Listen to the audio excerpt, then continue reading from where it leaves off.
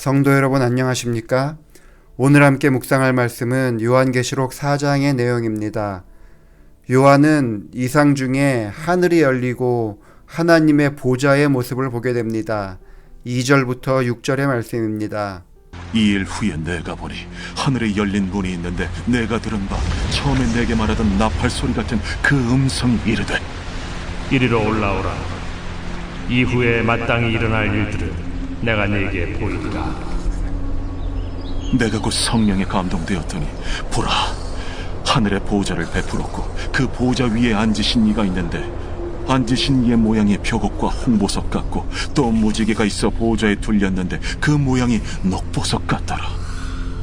또 보좌에 둘려 24 보좌들이 있고 그 보좌들 위에 24 장로들이 흰 옷을 입고 머리에 금관을 쓰고 앉았더라.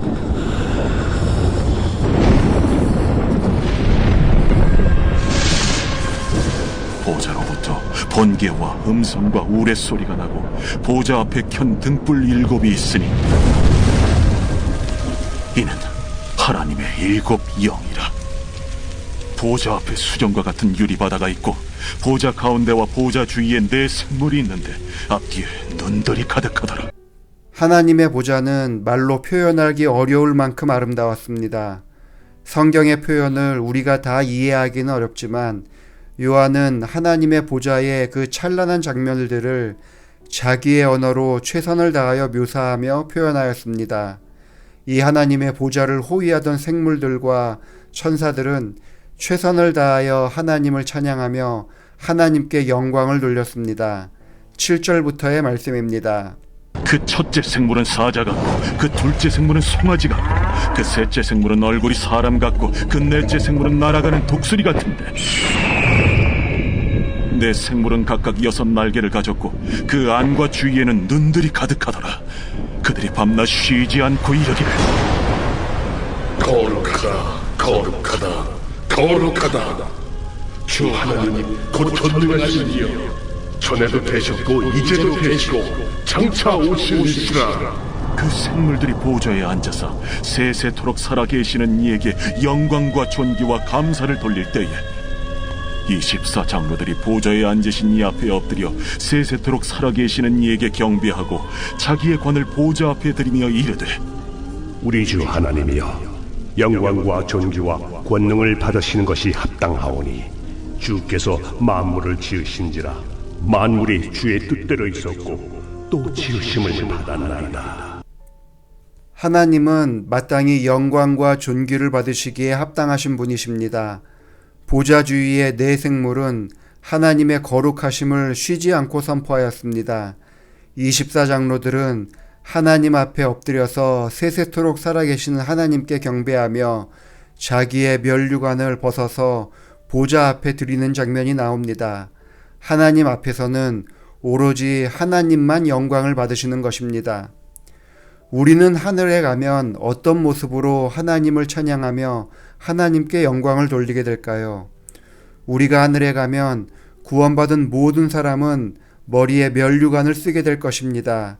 그 면류관에는 별이 달리게 될 것인데 그 별은 각 사람이 영혼을 구원한 숫자입니다. 그래서 사람마다 별의 개수가 달라질 것입니다.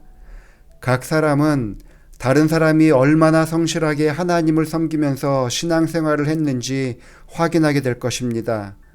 별이 없어도 면류관을 쓰고 있는 사람을 보면서 이 땅에서 수고한 그 사람의 신앙을 인정하고 축하해주는 시간을 갖게 될 것입니다. 별이 많은 사람에게는 하나님을 위해서 헌신한 모습을 보면서 축하할 것입니다. 그러나 우리에게 중요한 것은 별이 없더라도 좋으니 하늘나라에 가서 면류관을 쓰는 것입니다. 그런데 우리가 그곳에서 하나님의 보좌 앞에 서게 된다면 우리가 어떤 모습으로 하나님께 영광을 돌릴까요? 구원받은 사람들이 하나님의 보좌를 보게 되면 사람의 구원을 위하여 우리가 노력한 것이 아무것도 없음을 알게 됩니다. 보좌에 앉으신 하나님께서 구원의 계획을 친히 세워주셨고 하나님의 아들 예수 그리스도의 희생으로 말미암아 우리가 구원을 받았음을 다시 한번 확인하게 되는 것입니다. 하나님의 죄인을 향한 사랑과 죄인을 구원하기 위하여 하늘 보좌를 버리고 이 땅에 내려오신 예수 그리스도의 은혜와 우리를 선하게 인도하여 구원에 이르게 하신 성령 하나님의 동행하심을 바라보면서 구원을 받은 사람들은 그 앞에 겸손하게 됩니다. 하나님의 보좌 앞에서 영광과 존귀와 찬양을 받으시기에 합당하신 그 하나님과 어린 양을 바라보게 될 때에 사람의 의의가 얼마나 무가치하고 하찮은 것인지를 깨닫게 되면서 결국 내가 면류관을 쓸 자격이 없음을 인정하게 됩니다. 그런 사람들은 24장로들이 했던 행동과 동일한 행동을 하게 됩니다. 그것은 우리 면류관을 벗어서 주님 앞에 드리는 것입니다. 내 면류관에 별이 몇 개가 달려 있든지 그것은 중요하지 않습니다. 오로지 존귀와 영광과 찬양은 보좌에 앉으신 이에게 돌려야 함을 인정하고 겸손하게 면류관을 벗어서 그 발 아래 드리게 되는 것입니다. 우리가 구원받아서 죄가 없는 세상에 살아간다는 것은 상상만 해도 행복하고 감사한 일입니다. 하지만 구원을 위해서 우리가 할 수 있는 것은 아무것도 없습니다. 이 땅에 오셔서 십자가에 달려 돌아가신 예수 그리스도를 믿고 인도해 주시는 성령 하나님의 지도를 따라 순종하면서 살아가는 것밖에는 없습니다. 우리가 그렇게 순종할 때에 하나님께서는 우리의 공로가 없음에도 우리를 축하하며 면류관을 씌워줄 것입니다. 하늘 보좌의 어린 양을 보는 순간 우리가 면류관을 쓸 자격이 없다는 것을 깨닫고 하나님께 영광을 돌리기 위해서 면류관을 드리긴 하겠지만 그 모습을 상상하면 지금의 어려움들은 이겨낼 만한 것들이 되지 않겠습니까? 어떠한 형편과 어려움에 처한다 하더라도 하늘을 생각하면서 현재의 어려움을 극복하는 성도들이 되기를 바라면서 말씀을 마칩니다. 기도하시겠습니다.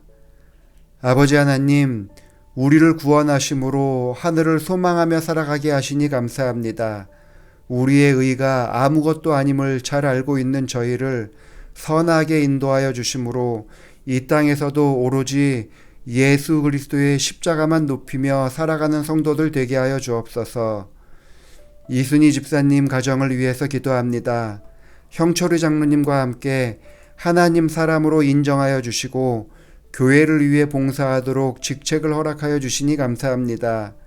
집사님과 장로님이 하나님과 동행하기 원하며 입술에서 기도가 끊이지 않는 삶을 살기 원합니다.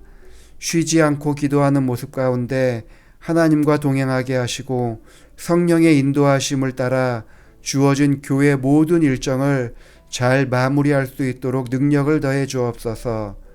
장남 형성민 목사에게 함께 하셔서 성령 충만한 가운데 말씀을 전하고 또 영혼을 구원하는 사람이 되게 하시고 아이를 선물로 주신 만큼 아버지 하나님의 사랑을 이해하며 하늘의 축복을 나누는 삶을 살게 하여 주옵소서. 처남 성교군을 위해서 기도합니다. 주님 은혜 가운데 하늘까지 동행할 수 있는 며느리를 만나기를 기도하고 있습니다. 형제 간의 우애를 나누기에 부족함이 없고 가족 간의 관계를 더욱 아름답게 만들어갈 수 있는 사람을 준비시켜 주셔서 하나님 보시기에 아름다운 가정을 꾸려나가게 하여 주옵소서. 집사님이 말씀 앞에 부끄럽지 않는 사람이 되도록 인도하여 주시고 늘 주의 은혜를 감사하며 살아가게 하여 주시기를 예수님의 이름으로 기도합니다. 아멘.